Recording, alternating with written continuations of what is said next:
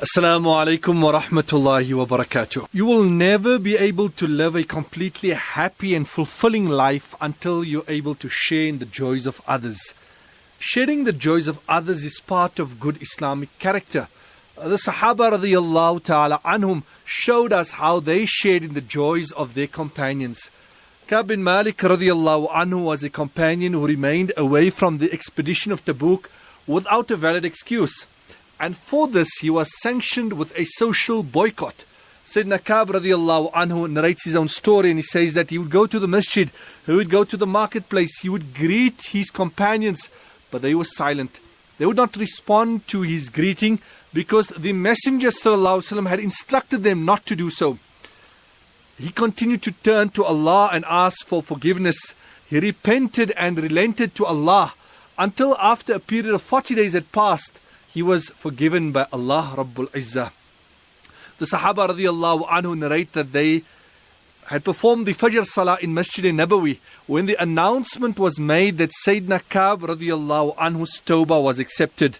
And those who were present in the masjid were so desirous of getting the message to him that one Sahabi darted out of the masjid, mounted his horse and galloped off in the direction of Sayyidina Ka'b radiyallahu anhu. Another Sahabi thought to himself, by the time that Sahabi reaches the home of Sayyidina Ka'b, it would be too long. So he ran to the closest hillock and he shouted out in a loud voice, "O Ka'b, glad tidings on the acceptance of your tawbah." Sayyidina Ka'b radiyallahu anhu says that the voice of the one who had announced it from the hillock reached him first. He had just performed his Fajr Salah and immediately he made his way to the masjid.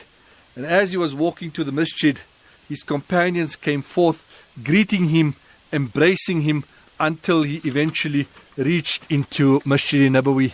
He says that, as I came in the masjid, I looked at the face of Nabi sallallahu alaihi wasallam. It was radiant, it was shining, he was absolutely elated. And Nabi sallallahu alaihi wasallam turned to Sayyidina Ka'b and he said, "O Ka'b, glad tidings of the best day you've ever witnessed since the day your mother gave birth to you." Subhanallah, what a beautiful sight. Later on, Sayyidina Ka'b radiyallahu anhu would reflect on this incident and he would say that, "I can remember every person who greeted me and embraced me on that day. They all shared in his happiness and his joy." The question is, why are we not able to share in the happiness and the joys of those around us? I'm not able to feel happy that my brother's son became a doctor because my own son did not complete his studies. I cannot feel happy that my neighbor has renovated his home or purchased a new car because that is what I've been aspiring for a long time. I'm not happy that a newcomer to the community is doing well in his business, and I become very cynical and say things like, there's something amiss here, there's something very suspect going on here.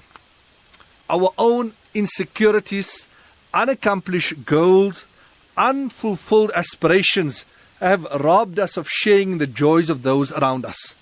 And what is at the core of this is plain out jealousy. We need to move to a more uplifting and embracing disposition.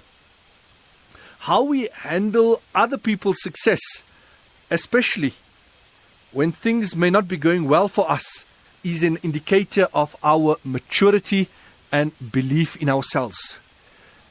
If you master generating genuine happiness for other people, not only you will find a cure for envy and jealousy, but you will also find that all bitterness and resentment will be taken out of your life.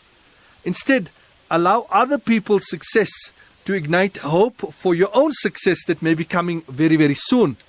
And rejoicing with other people's happiness will give you more opportunity to be happy. By seizing every chance to sincerely congratulate others in their success, you are creating an atmosphere of happiness and joy around you. Healthy relationships involves sharing both the ups and the downs.